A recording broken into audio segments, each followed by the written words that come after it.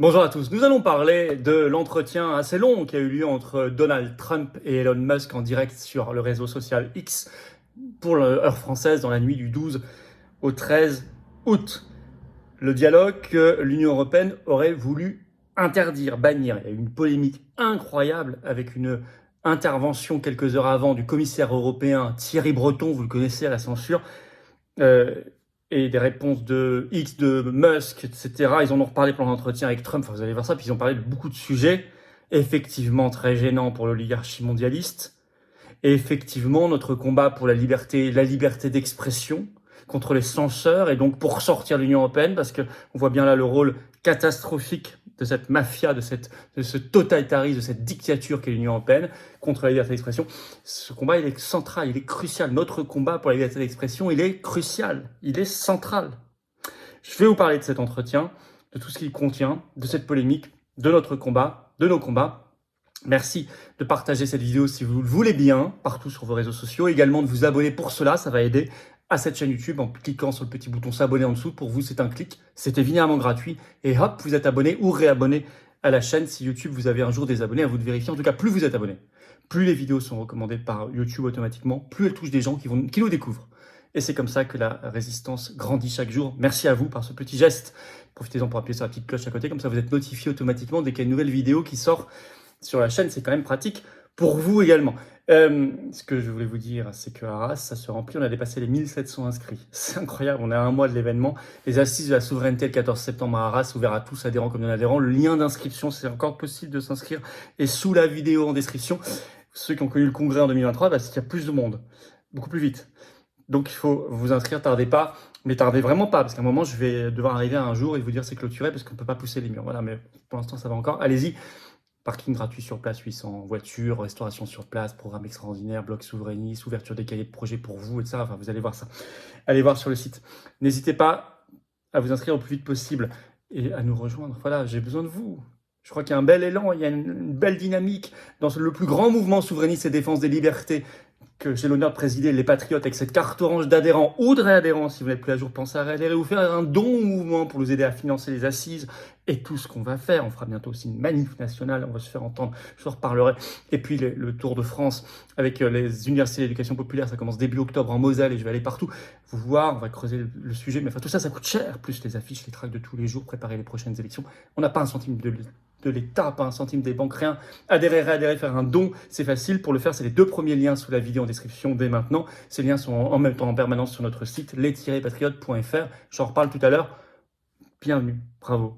On y va. Alors, qu'est-ce s'est-il passé sur X pour que la Commission européenne intervienne comme ça, préventivement, mette en garde, intimide, menace? Qu'est-ce qui s'est passé? D'abord, c'est quoi cette histoire de Bruxelles?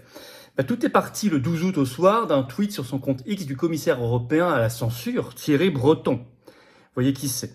Une véritable mise en garde. D'ailleurs, c'est comme ça que Le Monde, qui a relaté cette affaire dans un article du 13 août, en parle. Il parle d'une mise en garde de la Commission européenne. Eux, pour s'en réjouir, nous le déplorons et nous le condamnons. C'est une lettre entière adressée à Elon Musk qu'il a mise en ligne. Je vous donne les explications sur cette mise en garde. Donc, en fait, il publie une lettre qu'il envoie à Elon Musk pour menacer X de sanctions imminentes, même temporaires. Donc là, qu'est-ce qui peut être temporaire? Forcément une fermeture temporaire, donc fermée dans les 27 pays de l'Union européenne, X, ex-Twitter temporairement, à cause, je cite, de la désinformation. Et Breton cite deux faits d'actualité en disant il y a de la désinformation. Un qui est en train de se produire, les troubles et manifestations au Royaume-Uni, j'ai fait des vidéos, et je vous avais dit que l'Union européenne comptait profiter de ces événements pour resserrer la censure. Il en parle explicitement là. Et préventivement, parce qu'au moment où il publie la lettre, ça n'a pas encore eu lieu, il menace préventivement juste avant le dialogue en direct qui doit avoir lieu entre Trump et Musk, et qui a eu lieu. Menace, chantage, intimidation. Et Breton ajoute qu'il promet que l'Union européenne mettra en œuvre toute la boîte à outils, je cite, à sa disposition contre X. L'Union, menace, chantage, intimidation, c'est un comportement de mafia. L'Union européenne veut tuer la liberté d'expression parce qu'elle sait que la liberté d'expression permet les débats et les informations qui vont tuer l'Union européenne. Donc il faut tuer l'Union européenne avant qu'elle nous tue et qu'elle tue nos libertés. Frexit, ça s'appelle. Frexit tuera évidemment l'Union européenne et cette mafia. Alors, Musk a d'abord répondu simplement par un tweet en français « Bonjour » pour l'exclamation. Puis il a partagé une image en disant « je ne devrais jamais oser partager une telle image parce que c'est vraiment pas très respectueux, etc. » Je ne peux pas la citer à l'antenne.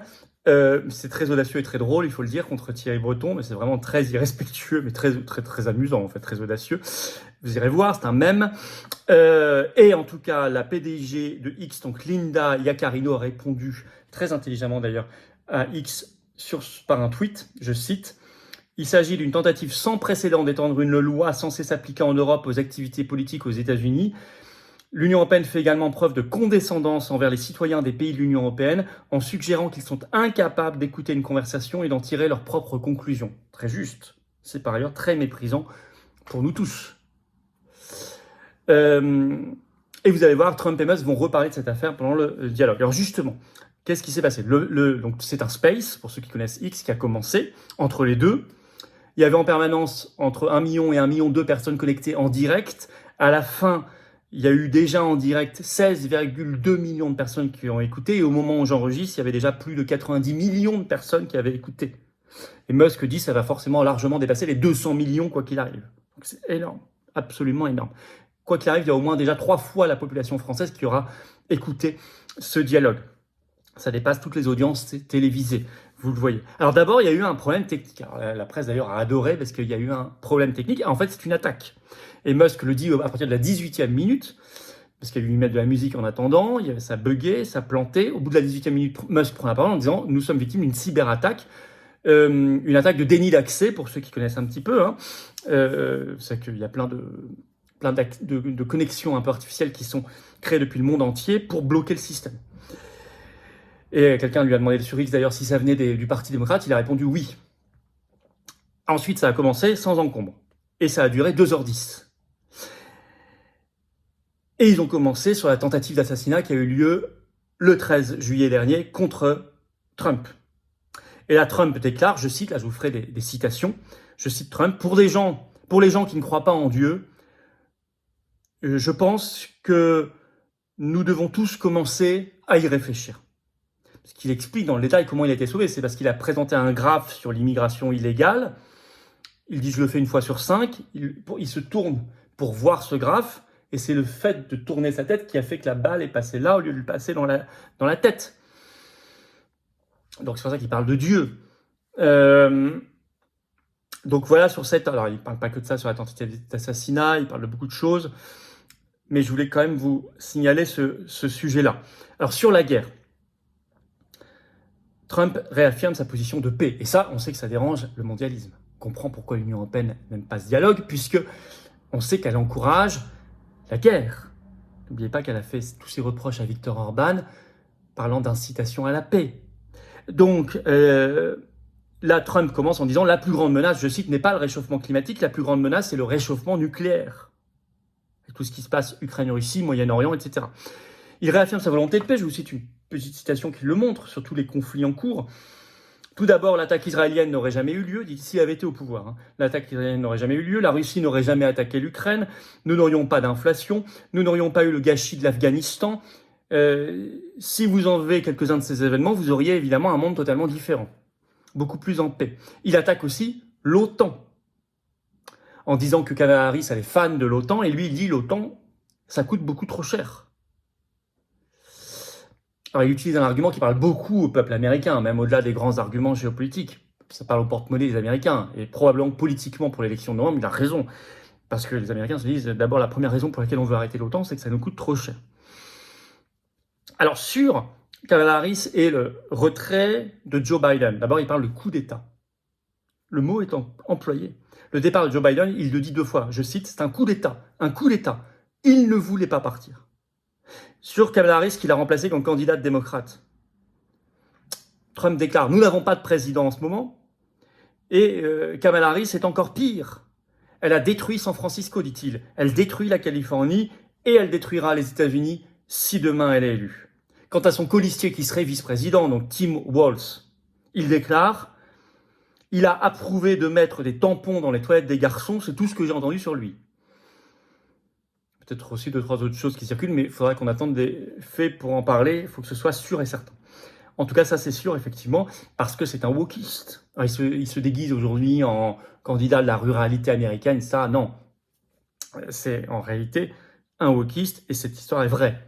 Il demandait à mettre des tampons dans les toilettes des garçons. Bon, ok. Donc on reconnaît bien là le wokisme, voilà. Alors, ça on comprend aussi que la lutte contre le wokisme ne plaise pas aux mondialistes et à l'Union européenne. Bon. Sur la liberté d'expression, là il reparle de l'incident, et c'est Musk qui a cité la Commission européenne et la pression qu'a voulu, le petit coup de pression qu'a voulu lui mettre la Thierry Breton. Il a d'ailleurs annoncé, et il l'a remis par écrit ensuite sur son compte, qu'il inviterait également Kamala Harris pour le même exercice, dans la même durée, les mêmes conditions, sur X, parce que lui respecte la liberté d'expression. Et Musk déclare, il y a beaucoup de tentatives pour tuer la liberté d'expression, y compris venant d'autres pays. Là, il parle beaucoup de la Commission européenne. Quand vous étiez président, dit-il à Trump, vous avez été très attaqué par les médias, mais vous n'avez jamais essayé de les faire taire ou d'enfermer. Ce qui prouve que vous êtes un vrai défenseur de la liberté d'expression. Et c'est vrai que c'est le meilleur argument. Parce que la liberté d'expression, c'est supporter, accepter, tolérer même ce qui vous déplaît. Parce que accepter ce qui vous plaît ou ce qui dit du bien de vous, c'est facile. Mais la vraie liberté d'expression, être un vrai défenseur de la liberté d'expression, c'est laisser parler ce qui vous critique férocement. Et c'est vrai que Trump l'a prouvé. Très important ce sujet. Et Trump répond qu'il connaît bien la Commission européenne, puis il part sur d'autres sujets. Bon, il est parti ensuite sur l'Ukraine, l'OTAN, etc. Mais ils ont parlé de ce sujet de Thierry Breton. Alors sur l'immigration massive, les deux sont des opposants à l'immigration massive, ayant bien compris que c'était un projet du mondialisme pour tirer les salaires vers le bas et pour détruire l'unité des nations.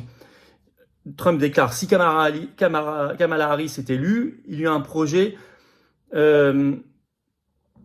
de faire entrer 50 à 60 millions de personnes venues du monde entier en 4 ans, pendant le mandat.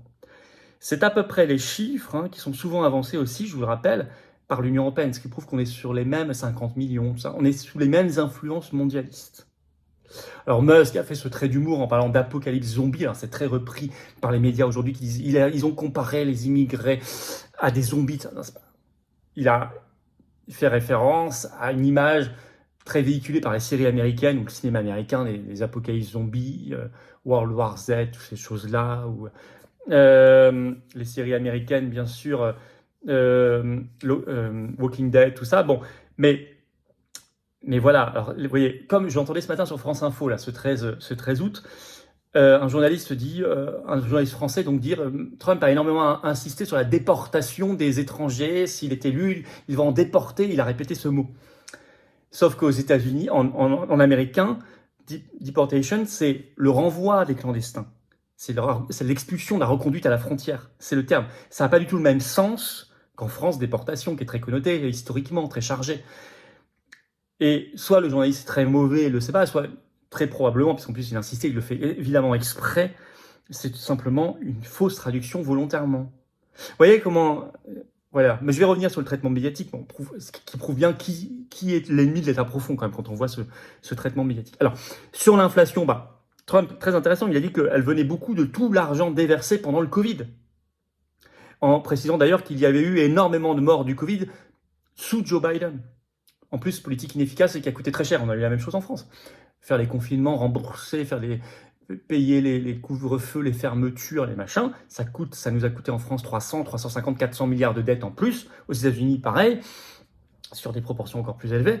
Et ça ensuite, quand vous créez de l'argent comme ça, on sait qu'on a créé de l'argent, ça crée de l'inflation. Alors, ils ont rappelé les attaques, Trump a rappelé les attaques de ce qu'il appelle l'État profond, avec raison, reparlant de la fraude de 2020. Bon. Et puis, ça on n'a pas le droit d'en parler ici, donc voilà, mais vous savez, et puis il a parlé de la persécution judiciaire contre lui en disant qu'il y avait derrière le Parti démocrate, comparant à l'absence de persécution sur les affaires Hunter Biden, Joe Biden, etc. Alors le traitement, c'est intéressant. Les médias ont d'abord été déchaînés. Alors maintenant, il commence à y avoir des articles qui parlent plus du fond de ce qui s'est dit. Pareil, parce qu'en 2h10, il se dit quand même beaucoup de choses. Et parce qu'il se rend compte qu'il y a quand même déjà près de 100 millions de personnes qui ont déjà écouté. Qu'il y a un sujet quand même. Mais les médias ont commencé par d'abord approuver la position, le coup de pression de la Commission européenne.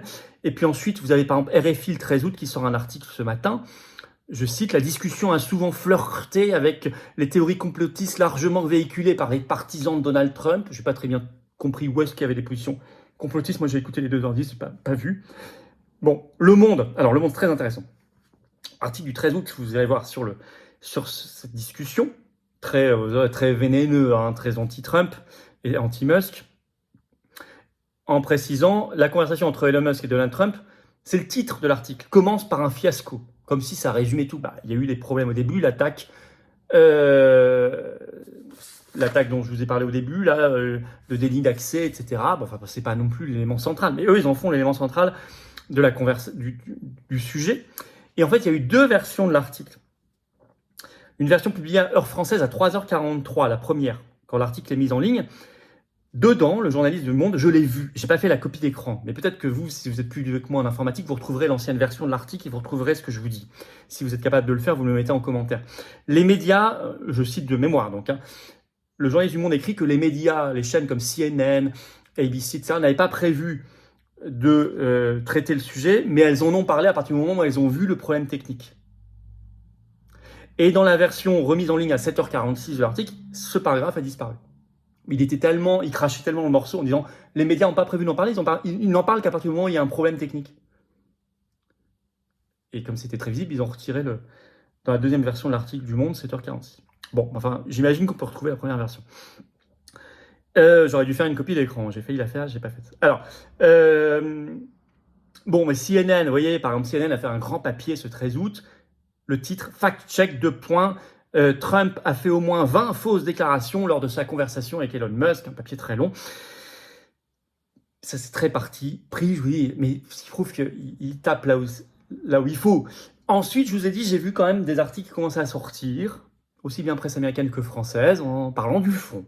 Eh bien, écoutez. En tout cas, l'Union européenne a été ridiculisée. Qu'est-ce qu'il y avait de gravissime dans cette conversation pour justifier ce coup de pression du commissaire européen à la censure Thierry Breton avant? Donc elle a montré son vrai visage. Je veux vous dire que allez voir sur les réseaux sociaux, écoutez ce qui se dit, voir ce qui se dit, c'est partagé à des dizaines de millions d'exemplaires. C'est là la ligue contre la Commission européenne et c'est normal. Dans le monde entier. La réaction de la presse prouve que l'inquiétude de l'État profond, elle est là contre notamment le programme de paix, le programme de remise en cause de l'immigration massive, de remise en cause du libre-échange, etc. Et puis de défense de la liberté d'expression. Et ça, j'ai vraiment envie de vous dire, la liberté d'expression, on le voit là, ça va être le cœur de nos combats. C'est le cœur, la liberté et la liberté d'expression, c'est le sujet central pour nous, avec la souveraineté, mais ça va ensemble. Vous voyez bien qu'il faut quitter l'Union européenne, le Frexit d'abord, pour... Ensuite, tout le combat ne sera pas fait, confère au Royaume-Uni. On peut toujours avoir un mauvais gouvernement, mais au moins on aura déverrouillé ce gros cadenas qui nous plonge dans la censure, qui s'appelle l'Union européenne. Il faut sortir de l'Union européenne, faire le Frexit, défendre notre liberté d'expression. Merci de partager cette vidéo si vous aussi vous défendez la liberté d'expression. Pour cela aussi, de vous abonner à cette chaîne YouTube par un petit clic gratuit en dessous sur s'abonner si vous défendez la liberté d'expression. Merci de vous abonner à la chaîne pour que ce travail circule mieux. Et si vous défendez la liberté d'expression, on en parlera, il y aura une table ronde sur les libertés. Le 14 septembre, aux Assises de la souveraineté à Arras. Inscription sous la vidéo en description dès maintenant. Ne tardez plus. Il y a également un lien Facebook pour le groupe de covoiturage, pour vous organiser entre vous.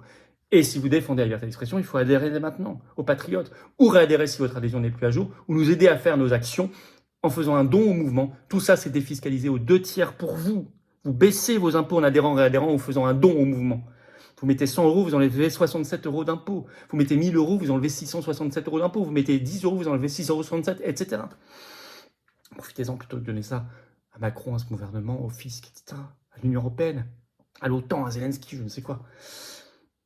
Comment on fait pour adhérer, réadhérer? C'est le premier lien sous la vidéo en description. Ce lien est également commenté avec une petite fiche sur l'écran maintenant et dans quelques secondes un lien sur l'écran. Facile. Faire un don au mouvement, deuxième lien sous la vidéo en description. Le lien, je l'ai mis également, les deux liens, tous les liens, j'ai mis également sur notre site, les-patriotes.fr, bien sûr. C'est rejoindre une belle famille de cœur, de conviction, de combat pour la liberté d'expression, la paix, la souveraineté, la libération nationale, l'avenir. Pour nos enfants aussi. C'est des belles valeurs pour nos enfants, pour les générations qui viennent. Enfin, franchement, on ne se bat pas que pour nous, vous l'avez compris. Et la liberté d'expression, c'est central pour tout le monde. C'est un joyau précieux. Allez, bravo, bienvenue. Bravo donateurs aux réadhérents, bienvenue aux nouveaux adhérents patriotes. Vive la France!